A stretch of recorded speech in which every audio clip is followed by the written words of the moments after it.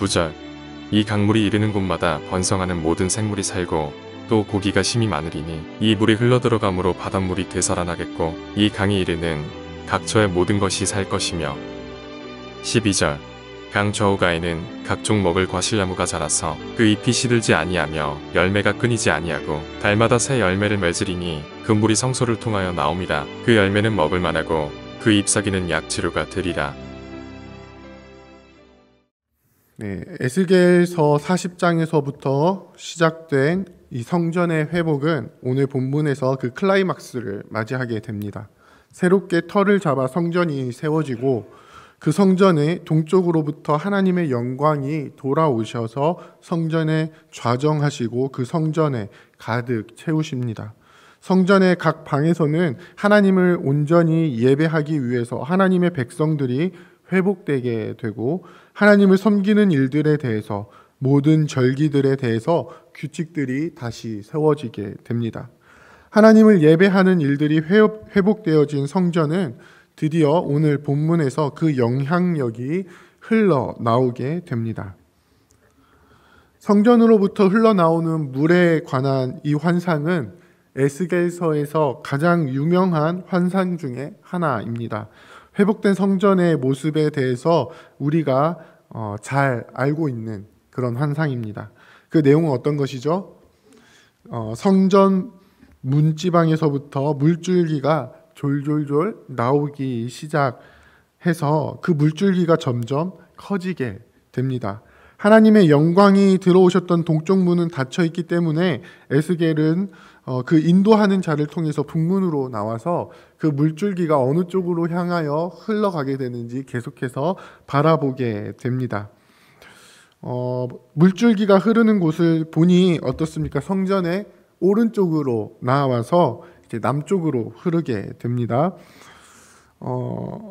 이 물줄기를 발견한 후에 줄을 잡고 있는 자를 통해서 1000척씩 총 4번에 걸쳐 측량을 하게 됩니다.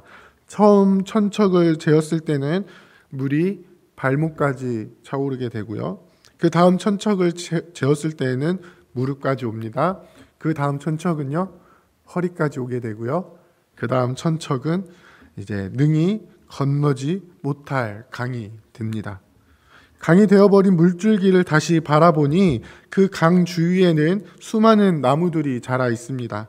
이 물이 아라바로 흘러서 바다에 이른다라고 이야기를 하는데 설명을 보면 이 바다는 사해로 추정이 됩니다. 죽음의 바다로 알려진 이 사해에 성전에서 시작된 물줄기, 그 강물이 흘러 들어가게 됩니다. 그러자 어떤 일들이 일어나게 됩니까? 그 바다가 살아나게 됩니다. 죽음의 바다였던 곳에 생명이 일어납니다. 그 어떤 것도 살 수 없는 곳이었는데 모든 생물이 살고 고기가 심이 많아지게 됩니다. 그러면서 이 강이 흘러 들어가는 모든 곳이 다 살아나게 될 것이다 라고 말씀합니다. 이 강은 엔게디로부터 에네글라임까지 흘러 들어가서 그곳에 사는 사람들이 어부가 되어 그물을 치는 삶의 터전이 됩니다. 그물을 쳐서 바다에서 잡는 각종 물고기들을 잡게 됩니다. 또 진펄과 갯벌이 있는데 오늘 본문의 개역개정 성경에서는 이 두 갯벌은 이제 회복되지 못하는 것처럼 약간 설명하는 것처럼 보이는데 사실 이것은 다르게 해석을 하면은 사람들이 생활하는데 필수품인 소금을 생산하는 땅으로 남겨진다라는 그런 의미를 가지고 있습니다. 물줄기가 흘러가서 생겨난 강 좌우에 자란 나무들은 각종 먹을 과실들을 풍성하게 맺는 나무가 됩니다. 성소에서 흘러나온 물로 인해서 그 나무는 달마다 새로운 열매를 맺게 됩니다. 그 열매는 먹을만하고 그 잎사귀는 약 재료가 됩니다. 그 강물이 흘러 들어간 땅을 하나님의 백성들이 이제 하나님의 말씀대로 분배받게 되고 기업으로 얻게 됩니다. 이 모든 일들이 어디에서부터 시작이 됩니까? 바로 성전에서부터. 하나님의 영광의 임재가 있는 그 성전에서부터 시작이 됩니다. 그 처음은 졸졸 흐르는 아주 작은 물줄기부터 시작하지만 그 물줄기가 계속될수록 어떻게 됩니까? 점점 그 깊이가 깊어지게 됩니다. 처음에는 발목을, 그 다음에는 무릎을, 허리를, 그래서 결국에는 사람의 키를 훌쩍 넘기는 큰 강이 됩니다. 그 영향력은 어떻습니까? 생명이 되살아나는 역사가 일어납니다. 성소에서 흘러나온 물로 인해서 죽어있던 것들이 생명을 얻게 됩니다. 죽어있던 바다가 생명을 얻습니다. 그 주변의 많은 사람들이 생명의 혜택을 누리게 됩니다. 성소의 물을 통해 생명을 얻은 나무들은 다른 이들이 생명을 얻을 만한 열매와 다른 사람들을 치료하는 그리고 회복시키는 잎사귀를 내게 됩니다. 이것이 바로 하나님의 영광이 회복된 성전의 영향력입니다. 에스겔이 40장부터 쭉 봐왔던 환상의 결과입니다. 하나님의 영광이 회복되어 하나님의 백성이 회복되어지고 하나님께 드리는 예배가 회복되었을 때에 그 일들이 성전 안에만 머물러 있는 것이 아니라 그 영향력이, 그 회복을 통해서 나타나는 생명이 결국은 성전 밖으로 흘러나가 그 주변의 모든 것들을 변화시키고 회복시키고 모든 이들이 생명을 누리게 하는 것입니다. 사랑하는 부평교회 성도 여러분, 우리가 이 말씀을 묵상하면서 계속해서 강조했던 부분은 어떤 것이었냐면 하나님께서 이 시대에 교회를 성전으로 부르셨다는 것입니다. 하나님께서 부르신 백성들을 교회로 세우시고 하나님의 영광이 친히 머무르시는 성전으로 삼으셨다는 것입니다. 그렇다면 우리는, 하나님의 성전된 우리는 어떤 모습을 보여야 합니까? 성전인 우리로부터 하나님의 생명의 물줄기가 우리 주변으로 흘러 들어가야 하지 않겠습니까? 우리 주변의 모든 이들이 우리를 통해서 하나님의 생명을 누려야 하지 않겠습니까? 요한복음 7장 38절에 보면요, 예수님께서 이렇게 말씀하십니다. 나를 믿는 자는 성경의 이름과 같이 그 배에서 생수의 강이 흘러 나오리라. 예수님을 믿는 자는 하나님의 영광이 거하시는 성전이 되는데 그 배에서는 생수의 강물이 흘러나오게 됩니다. 그 사람을 통해서 생명을 주시는 물줄기가 흘러나오게 됩니다. 그리고 그 물줄기는 무엇이라고 하시죠? 이어서 39절에서는요. 이는 그를 믿는 자들이 받을 성령을 가리켜 말씀하신 것이라고 사도 요한은 설명하고 있습니다. 예수 그리스도를 믿는 교회로 부르심을 받은 성도들의 배에서는 생수의 강이 흘러나오게 됩니다. 성령이 그 믿는 자들을 통해서 흘러나와야 합니다. 성령의 살리는 역사가 성도들을 통해서 나타나야 한다는 것입니다. 우리의 삶의 모습은 이러한 모습을 분명하게 나타내고 있습니까? 사도 요한은 또한 요한계시록을 통해서 그러한 성령의 역사가 결국 어떻게 될 것인지를 분명하게 보여주고 있습니다. 예수 그리스도의 재림을 통해서 이 땅에 새 하늘과 새 땅이 이루어지고 생수의 강이 새 예루살렘으로부터 흘러나와서 어떻게 됩니까? 오늘 에스겔 선지자가 보았던 환상과 똑같은 장면을 보게 됩니다. 생명의 강이 흐르게 되고요. 그 강 좌우에는 생명의 나무가 자라게 됩니다. 그 나무의 열매는 어떻죠? 매 달마다 새로운 열매를 맺게 됩니다. 총 12가지의 열매를 맺는 것이죠. 그 나무로부터 생명이 영향력을 끼치게 됩니다. 온전해진 하나님의 나라의 모습을 분명하게 보여주면서 생명의 영향력이 그 나라 가운데 온전하고 가득 차 있음을 보여줍니다. 이 환상은 우리에게 어떤 의미가 있죠? 에스겔의 환상, 그리고 사도 요한이 본 환상은 성도들이 무엇을 바라보게 합니까? 바로 성도들의 삶을 통해서 이루어질 하나님의 나라를 바라보게 합니다. 물론 예수 그리스도께서 재림하실 때 이루어질 이 영원한 나라를 환상은 보여주고 있습니다. 하지만 그 나라는 우리의 삶에서 멀리 동떨어져 있는 것이 아니라 우리가 살아가는 그 삶의 현장에서 이루어져야 한다는 것입니다. 우리의 삶의 자리에서 성령 하나님을 통해서 흘러 넘치게 되는 이 생명의 영향력을 바라면서 그 모습을 이루며 살아가야 한다는 것입니다. 우리를 통해서 우리 주변의 모든 사람들이 사람들뿐만 아니라 우리를 둘러싸고 있는 모든 피조물들까지도 그 생명을 누리게 되어야 한다는 것입니다. 하나님의 영광이 거하는 성전인 우리를 통해서, 우리 교회를 통해서 하나님의 생명이 온전히 흘러 들어가기를 원합니다.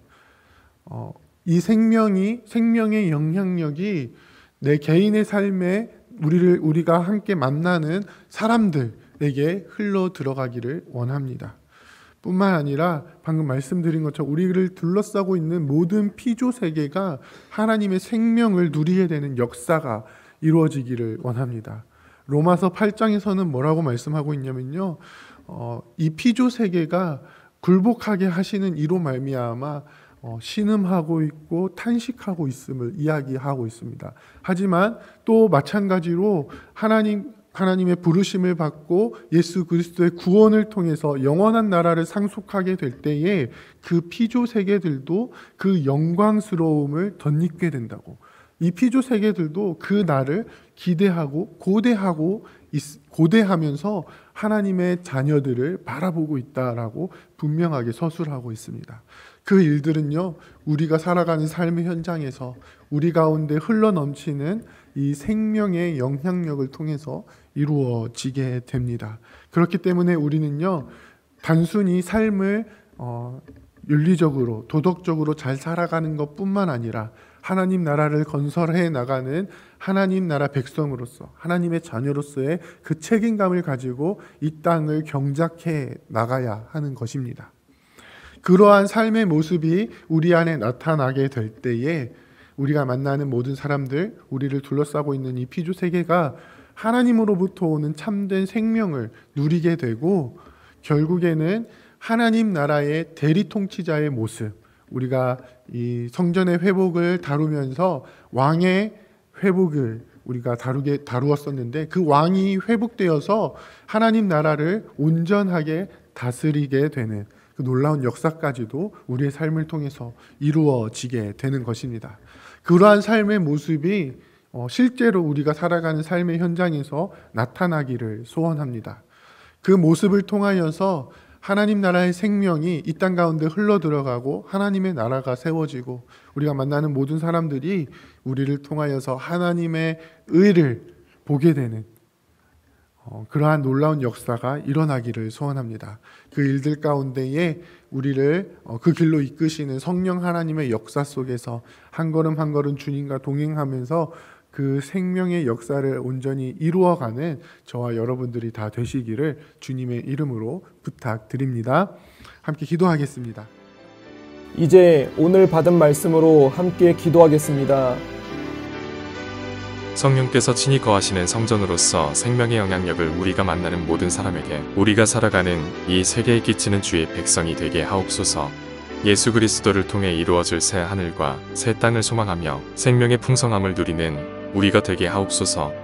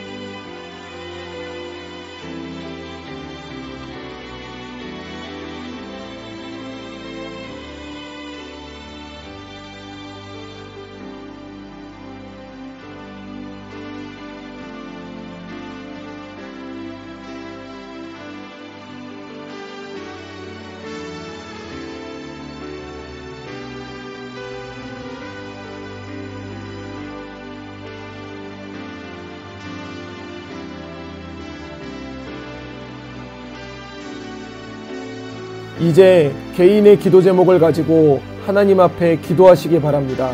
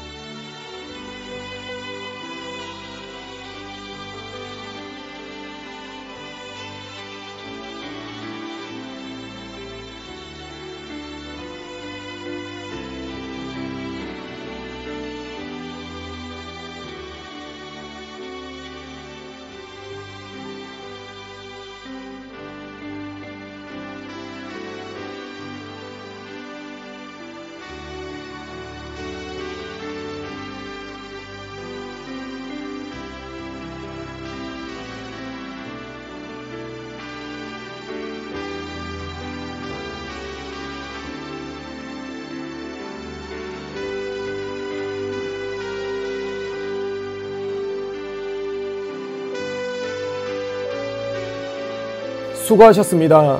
오늘도 하나님의 인도하심 가운데 승리의 하루를 보내시는 우리 재건부평교회 모든 성도님들이 되시기를 주님의 이름으로 축복합니다.